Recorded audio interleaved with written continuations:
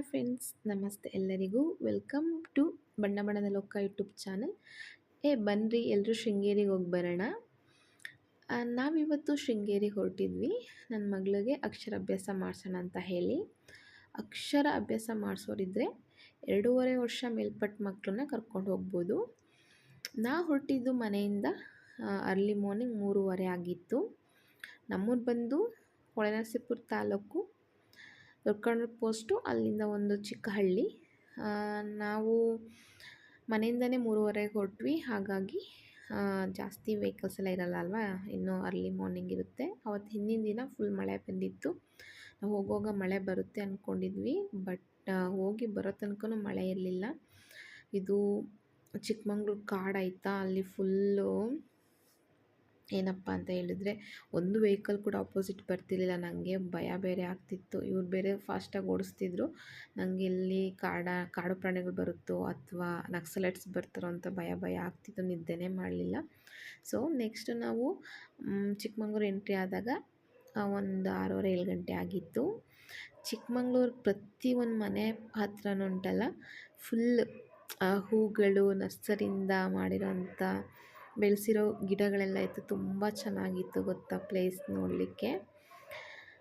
ತುಂಬ ಖುಷಿ ಆಯಿತು. ಸುತ್ತಮುತ್ತ ಹಸಿರು, ಆಲ್ರೆಡಿ ಮಳೆ ಬಂದಿತ್ತಲ್ವ, ಹಾಗಾಗಿ ಫುಲ್ ಬೇಸಿಗೆಯಲ್ಲಿ ಬಂದಿದ್ದರೆ ಹೇಗಿರ್ತಿತ್ತು ಅಂತ ಗೊತ್ತಿಲ್ಲ. ನಾನು ಇದೇ ಫಸ್ಟ್ ಟೈಮ್ ಶೃಂಗೇರಿ ನೋಡ್ತಿರೋದು ಇಷ್ಟು ವರ್ಷದಲ್ಲಿ.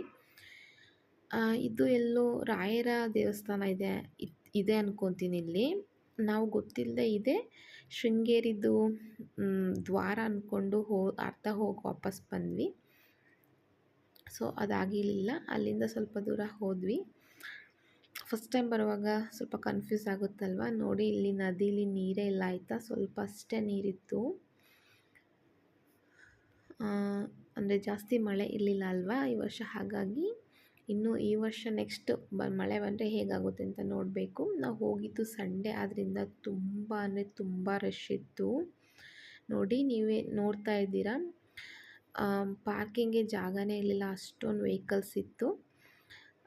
ಇಲ್ಲಿ ಜನಗಳೇನು ಗೊತ್ತಾ, ನಾವು ವಾಶ್ರೂಮ್ಗೆ ಅಂತ ಹೋದ್ವಿ. ಇದು ಕೂಡ ಹೇಳಬೇಕು, ಟೂರಿಸ್ಟ್ ಪ್ಲೇಸಲ್ಲಿ ಎಷ್ಟೊಂದು ಮೋಸ ಮಾಡ್ತಾರೆ ದೇವ್ರ ಹೆಸರಲ್ಲಿ ಅಂತ ಹೇಳಿದರೆ.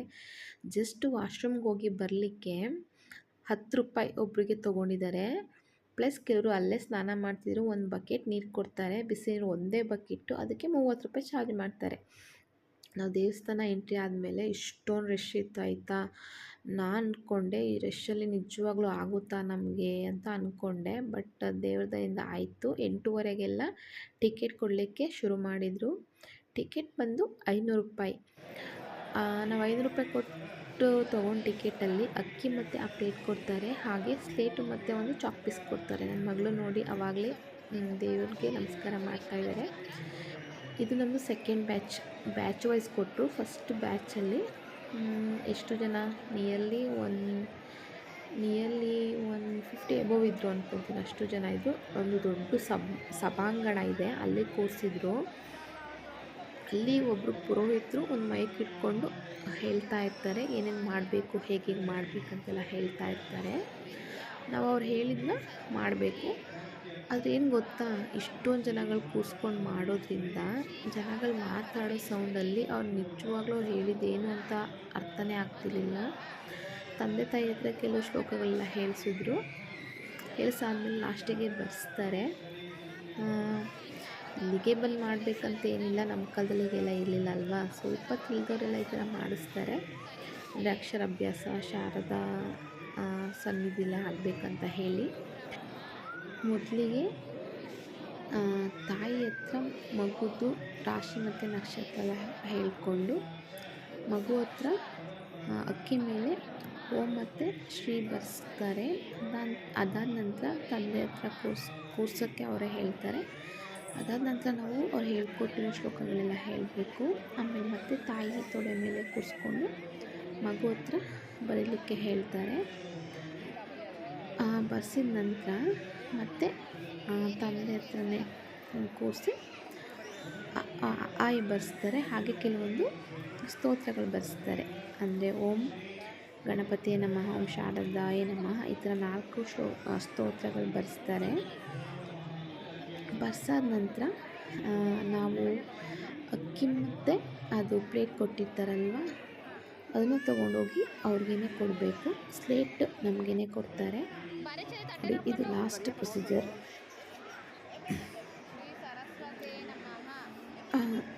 ತಂದೆಯಿಂದ ಈ ಥರ ಬರೆಸ್ಬೇಕು.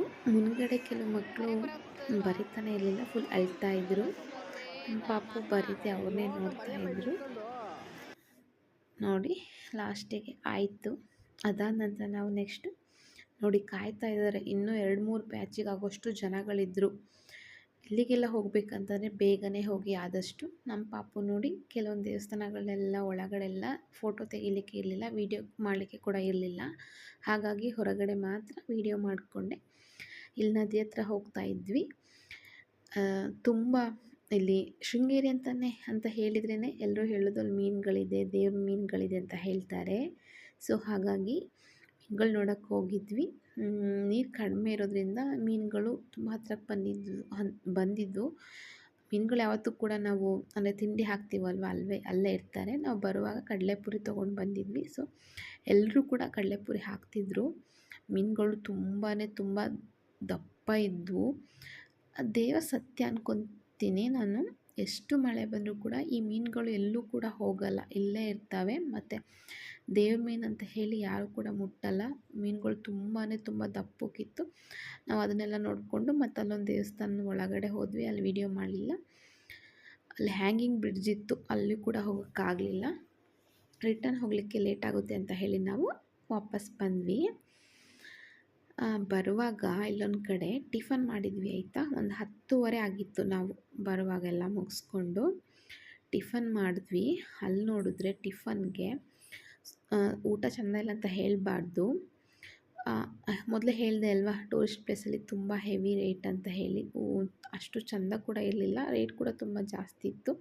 ಅಷ್ಟು ಇಷ್ಟ ಆಗಲಿಲ್ಲ, ತಿನ್ಕೊಂಡು ಬಂದ್ವಿ. ನೋಡಿ ಇಲ್ಲೊಂದು ಕಡೆ ಕಾಫಿ ಗಿಡದ ಮಧ್ಯೆ ಟೀ ಬೆಳೆಸಿದ್ದಾರೆ. ತುಂಬ ಚೆನ್ನಾಗಿತ್ತು. ನನಗೆ ಅಲ್ಲಿ ಹೋಗಿ ಫೋಟೋ ತೆಕ್ಕೋಬೇಕು ಅಂತ ಅಂದ್ಕೊತಿದ್ದೆ, ಬಟ್ ಇವ್ರು ನಿಲ್ಲಿಸಲಿಲ್ಲ. ಹಾಗೆ ವೀಡಿಯೋ ಮಾಡ್ಕೊಂಡು ಬಂದೆ. ಚಿಕ್ಕಮಂಗ್ಳೂರು ಅಂತ ಹೇಳಿದ್ರೇ ಕಾಫಿ ಅಲ್ವಾ. ಮತ್ತು ಸಕಲೇಶಪುರ ಸೈಡ್ ಕೂಡ ಕಾಫಿ ಬೆಳೀತಾರೆ. ತುಂಬ ನೀಟಾಗಿ ಮೇಂಟೈನ್ ಮಾಡಿದ್ದಾರೆ. ತುಂಬ ಚೆನ್ನಾಗಿತ್ತು. ಹಾಗೆ ವಿಡಿಯೋ ಮಾಡಿಕೊಂಡು ಮಾತಾಡ್ಕೊಂಡು ಬಂದ್ವಿ. ನಾವು ನೆಕ್ಸ್ಟ್ ಹೋಗಿದ್ದು ಬೇಲೂರಿಗೆ. ಪ್ಲ್ಯಾನ್ ಇರಲಿಲ್ಲ, ಬಟ್ ಆನ್ ದ ವೇ ನಮ್ಮಮ್ಮ ನೋಡಿರಲಿಲ್ಲ ಅಂತ ಹೇಳಿ ಕರ್ಕೊಂಡು ಹೋಗಿದ್ದು. ತುಂಬ ಬಿಸಿಲಿತ್ತು. ಸದ್ಯ ನಾವು ಹೋದಾಗ ಮಳೆ ಇರಲಿಲ್ಲ. ಅವತ್ತು ಸಂಡೇ ಆದ್ದರಿಂದ ಫುಲ್ ರಶ್ ಇತ್ತು ಆಯಿತಾ. ನಾವು ದೇವಸ್ಥಾನ ಇಲ್ಲಾದರೆ ಎಲ್ಲೋ ಒಂದು 500 ಮೀಟರ್ ಕೆಳಗೆ ನಾವು ಗಾಡಿನ ಪಾರ್ಕ್ ಮಾಡಿದ್ದಾಯಿತು ಆಯಿತಾ. ಅಷ್ಟು ರಶ್ ಇತ್ತು. ಆ್ಯಕ್ಚುಲಿ ರಶ್ ಇರೋಕ್ಕೆ ರೀಸನ್ ಬಂದು ಅವತ್ತೇನೋ ಫಂಕ್ಷನ್ ಮಾಡ್ತಿದ್ರು, ಅಂದರೆ ತುಂಬ ಭಜನೆ ಎಲ್ಲ ಮಾಡ್ತಿದ್ರು. ಅಂದರೆ ಮಂಗಳೂರು ಸೈಡ್ನವರೆಲ್ಲ ಬ್ರಾಹ್ಮಿನ್ಸ್ ಭಟ್ರುಗಳೆಲ್ಲ ಬಂದಿದ್ದರು. ಅವರಿಗೇ ಸಪ್ರೇಟ್ ದೇವಸ್ಥಾನದ ಹಿಂದ್ಗಡೆ ದೊಡ್ಡ ಮಂಟಪ ಮಾಡಿ ಅವರಿಗೆ ಅನ್ನ ಪ್ರಸಾದ ಎಲ್ಲ ನೀಡ್ತಾಯಿದ್ರು. ಮತ್ತು ರೋಡಲ್ಲೆಲ್ಲ ಭಜನೆ ಎಲ್ಲ ಹೇಳ್ಕೊಂಡು ಹೋಗ್ತಾಯಿದ್ರು. ಸೊ ಹಾಗಾಗಿ ತುಂಬ ರಶ್ ಇತ್ತು. ದೇವಸ್ಥಾನ ಒಳಗಡೆ ಹೋಗಿ ನಾವು ದೇವರ ಅವೆಲ್ಲ ನೋಡ್ಕೊಂಡು ಬಂದ್ವಿ. ನಮ್ಮಮ್ಮ ಯಾವತ್ತೂ ನೋಡಿರಲಿಲ್ಲ. ನೋಡಿ, ನಮ್ಮಮ್ಮ ಹುಟ್ಟಿ ಬೆಳೆದಿರೋದೆ ಹಾಸನದವರಾದ್ರೂ ನಾವು ನೋಡಿರಲಿಲ್ಲ. ಇದು ನನ್ನ ಸೆಕೆಂಡ್ ಟೈಮ್. ಫಸ್ಟ್ ಟೈಮ್ ಬಂದಿದ್ದೆ ನಾನು ನನ್ನ ಮದುವೆ ಆದಮೇಲೆ ಬಂದಿದ್ದು. ಅಲ್ಲಿ ತನಕ ಬಂದಿರಲಿಲ್ಲ. ಯಾಕಂತ ಹೇಳಿದರೆ ನಮ್ಮ ಮನೇಲಿ ನನ್ನ ಟೂರೆಲ್ಲ ಕಳಿಸ್ತಿರ್ಲಿಲ್ಲ.